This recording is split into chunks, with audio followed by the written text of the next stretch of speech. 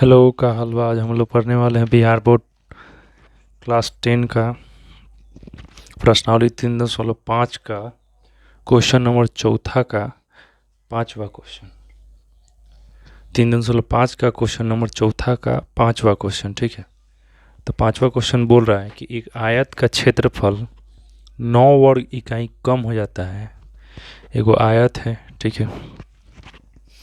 आयत का क्षेत्रफल 9 वर्ग इकाई कम हो जाता है। आयत मतलब क्या?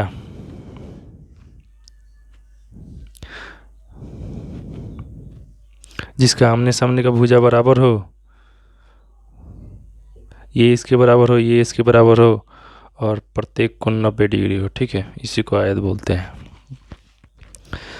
तो आयत है वो। तो बोल रहा है कि एक आयत का क्षेत्रफल 9 वर्ग इकाई कम हो जाता है। उसकी लंबाई में 5 इकाई कम कर दिया जाता है और चौड़ाई में 3 इकाई बढ़ा दिया जाता है, ठीक है। यानी लंबाई में 5 इकाई कम और चौड़ाई में 3 इकाई बढ़ा दिया जाता है। तो देखिए, ये लंबाई, ये चौड़ाई, समझने के लिए वो लिख रहे हैं। ये क्षेत्रफल, ठीक है।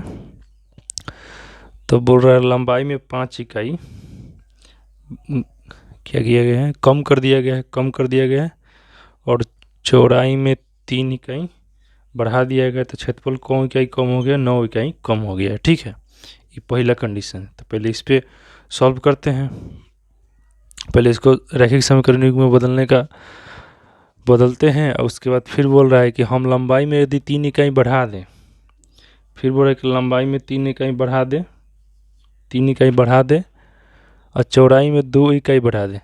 यदि हम लंबाई में 3 इकाई और चौड़ाई में 2 इकाई बढ़ा दें तो क्षेत्रफल 67 वर्ग किलोमीटर बढ़ जाता है, ठीक है। बढ़ जाता है, ठीक है। ऐसे साइन दिए हैं बढ़ने के लिए, ऐसे साइन दिए हैं घटने के लिए, ठीक है। तो लंबाई और चौड़ाई में दोनों, लंबाई में 3 इकाई और चौड़ाई में 2 इकाई बढ़ा देने पर क्षेत्रफल कितना? 67 बढ़ जाता है। तो एगो इससे रैखिक समीकरण युग्म आएगा, एगो इससे रैखिक समीकरण युग्म आएगा, ठीक है। फिर दोनों को सॉल्व करके हम लोग लंबाई और चौड़ाई का मान निकाल लेंगे। यानी लंबाई चौड़ाई का मान निकालने का मतलब क्या है? उसका आयत का बीमा निकल जाएगा। आयत बोले ऐसे होता है, ये भुजा इसके बराबर होता है, ये भुजा इसके बराबर होता है, सब कोण 90 डिग्री होता है। यही इसका बीमा होता है। अगर इसको मान लें x तो ये भी x होगा, ये y मानेंगे तो ये भी y होगा, ठीक है। तो आइए अब सॉल्व करते हैं। तो माना कि आयत की लंबाई x, मान ली कि लंबाई x है, चौड़ाई y है, तो प्रश्न अनुसार पहला में क्या हो रहा है? लंबाई में 5 इकाई कम करने पर, लंबाई में 5 इकाई कम कर रहे हैं, ठीक है। x है, लंबाई 5 इकाई घटा दी, 5 इकाई कम हो गया। चौड़ाई में 3 इकाई बढ़ाने पर, चौड़ाई में 3 इकाई बढ़ा रहे हैं, ये पहला कंडीशन में चौड़ाई में 3 इकाई बढ़ा दिए, यानी y है चौड़ाई प्लस 3 कर दिए। तो आयत का मूल क्षेत्रफल क्या है? XY। आयत का जो लंबाई, आयत का क्षेत्रफल क्या होता है? लंबाई गुने चौड़ाई, यानी x गुने वाई, x गुने वाई लिखिए, चाहे इसको x गुने वाई लिखिए, चाहे XY लिखिए, बात बराबर है। तो x गुने वाई, आयत का नया का क्षेत्रफल क्या हो जाएगा? जब ये लंबाई 5 को घटा दिए हैं, चौड़ाई में 3 इकाई, 5 लंबाई में 5 इकाई घटा दी है, चौड़ाई में 3 इकाई बढ़ा दी है, तब आयत का नया क्षेत्रफल क्या हो जाएगा? तो लंबाई कितना है? x-5, चौड़ाई कितना है? y+3। अभी दोनों को गुना करते हैं, x से ई दोनों में गुना होगा, x से ई दोनों में गुना हो गया, फिर -5 से ई दोनों में गुना होगा, ठीक है। तो x से पहले ई दोनों में गुना होगा, x से गुना कर दी, फिर -5 से ई दोनों में गुना होगा, तो ई दोनों में गुना कर रहे हैं। XY + 3x minus plus minus, तो -5 गुने वाई यानी 5y, माइनस प्लस माइनस यानी 15, ठीक है। तो XY + 3x - 5y - 15, ठीक है। ये आएगा आयत का नया क्षेत्रफल, ठीक है। तो ये नया क्षेत्रफल है, ये मूल क्षेत्रफल है XY, ठीक है। तो पहला में क्या बोल रहा है? कम बोल रहा है, ठीक है। कम हो गया, यानी इसका मतलब क्या हो गया? 9 इकाई कम हो गया। इसका मतलब क्या हुआ कि ये जो निकाले हैं नए का क्षेत्रफल, ये 9 इकाई कम है इस क्षेत्रफल से, ठीक है। तो इतना में से इतना घटाएंगे तो 9 इकाई आ जाएगा। ठीक है, तो आइए उसको लिखते हैं। अब ये जो नए का क्षेत्रफल आएगा इससे कितना कम होगा, 9 इकाई कम होगा। ठीक है, यही ना बोल रहा है कि लंबाई में 5 इकाई घटा दे, चौड़ाई में 3 इकाई बढ़ा दे, तो क्षेत्रफल में कितना 9 इकाई की कमी आ जाएगा। यानी मूल क्षेत्रफल ये है, अगर इसमें से इसको घटा दे तो कितना इकाई आएगा, 9 इकाई आएगा। आइए उसको सॉल्व करते हैं आगे।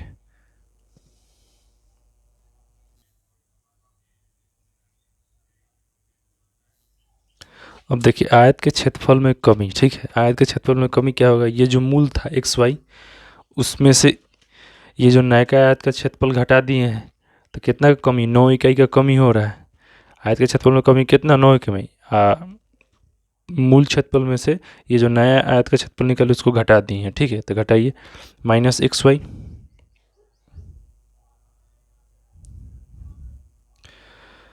-XY minus plus -3x। ठीक है, minus minus plus 5y minus minus plus 15। ठीक है, तो ये XY से XY कट जाएगा। ठीक है, तो -3x बचा प्लस 5y प्लस 15। ठीक है, तब 3x को इधर भेजेंगे तो माइनस में है तो उधर जाएगा तो प्लस में, ये प्लस में है तो इधर आएगा तो माइनस में। ठीक है, बराबर के इधर जाएगा तो माइनस में। ठीक है, ये 9 इधर प्लस में, इधर आएगा तो माइनस में, यानी 15 प्लस में था -9। ठीक है, 15 में से 9 गया 6, 3x माइनस 5y बराबर के इधर था 3x माइनस 5y बराबर 6। अब इसको इक्वेशन फर्स्ट मान लेंगे। अब दूसरा कंडीशन में क्या कर रहा था कि लंबाई चौड़ाई और क्षेत्रफल। ठीक है, लंबाई में कितना बढ़ा रहा है, 3 इकाई बढ़ा रहा है, चौड़ाई में 2 इकाई बढ़ा रहा है, तो क्षेत्रफल 67 इकाई बढ़ जा रहा है। ठीक है, तब इसका यूज करके अब एगो क्या बोलते हैं रैखिक समीकरण बनाएंगे, और उसके बाद इक्वेशन फर्स्ट इक्वेशन सेकंड को सॉल्व करके XY का मान निकालेंगे। XY का मान निकल जाएगा, यानी आयत का लंबाई चौड़ाई निकल जाएगा, यानी आयत का बीमा निकल जाएगा।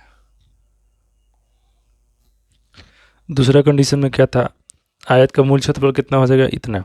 आयत के लंबाई में कितना 3 इकाई बढ़ाना था, x+3। चौड़ाई में कितना 2 इकाई बढ़ाना था, तो y+2। तो नए आयत का क्षेत्रफल यहाँ क्या आ जाएगा, x+3 गुने y+2। यहाँ गुना लिख भी सकते हैं, नहीं भी लिख सकते हैं। ठीक है, लंबाई गुने चौड़ाई होता है।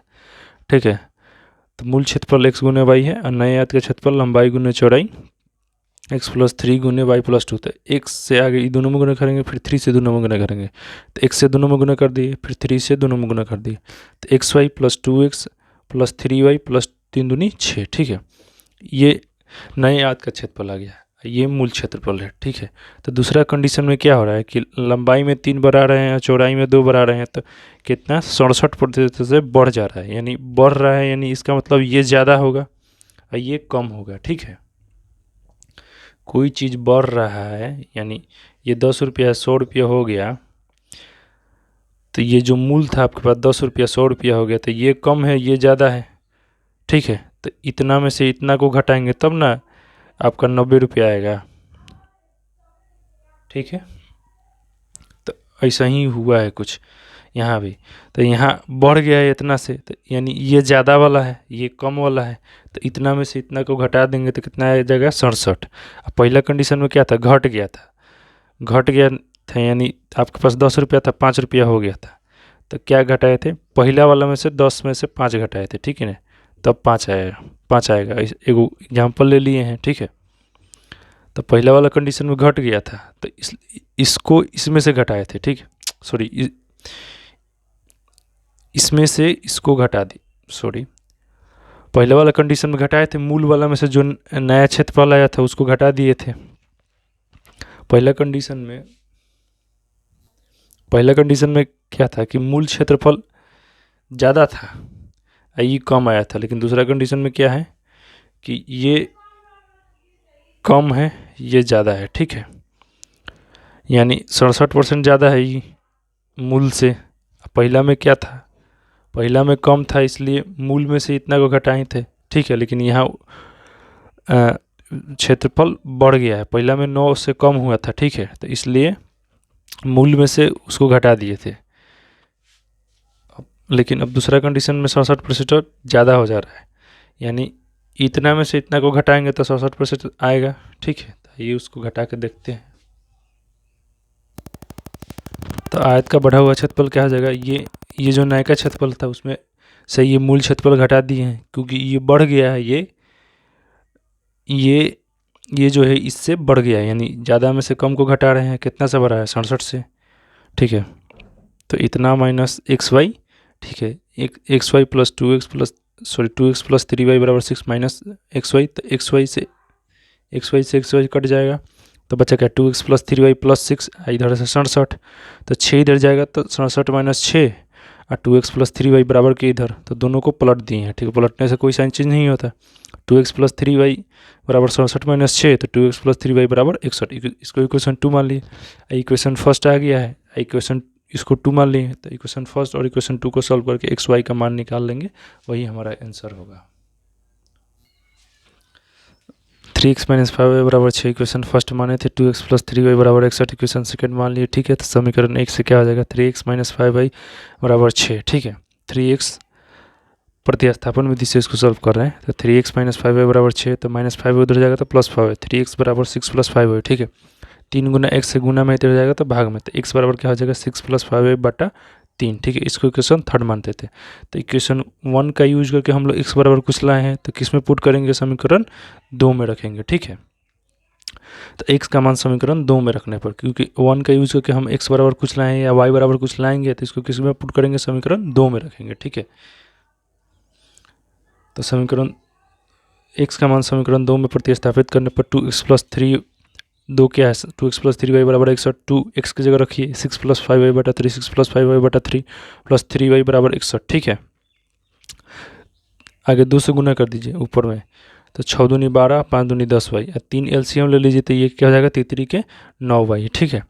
3 नीचे आ जाएगा एलसीएम में, इसके नीचे कुछ नहीं है तो 1 है, ठीक है। आई पूरा के नीचे क्या है, ऊपर वाला पूरा के नीचे 3 है, तो इस ये तो इतना ही होगा, लेकिन ये 3 के 9y हो जाएगा, ठीक है। 1 से भाग दीजिएगा 3 में, तो क्या हो जाएगा 3 मर्त में, और फिर ऊपर वाला से गुना कीजिएगा, 3 के 9y, ठीक है। तो 12 प्लस 10y प्लस 9y बटा 3, ठीक है। 10y और 9y कितना जगह 19, ठीक है।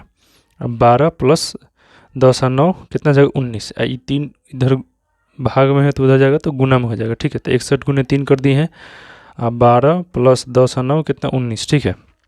तो 12 इधर प्लस में उधर जाएगा तो माइनस में, तो 61 गुने 3 क्या हो जाएगा 3 कम 3 3 छः 18 183, अब 12 प्लस में उधर जाएगा तो माइनस में, तो 183 माइनस 12, अब 19y बराबर 183 माइनस 12, तो y बराबर क्या हो जाएगा 171, 183 माइनस 12, 183 में से 12 घटाएंगे 171, ये गुना में इधर जाएगा तो भाग में, तो 19 नमा कितना होता है 1700, तो 9 मर्त में कट जाएगा, इसलिए y बराबर 9 आ गया। अब y बराबर 9 हो गया, y बराबर 9 हो गया, तो y का मान किस में समीकरण 3 में रख देंगे तो x का मान आ जाएगा, तो y का मान आ गया। अब y का मान यहाँ रख देंगे तो x का मान आ जाएगा,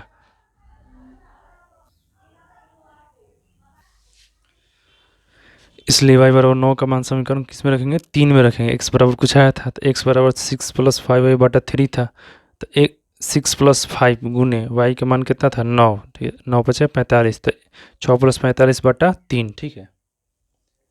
तो बराबर 45 6 51 बटा 3, 3 से कट जाएगा 17 मर्द में 17 3 51, ठीक है। तो बराबर 17, यानी x का मान आपका 17 आ गया, ठीक है।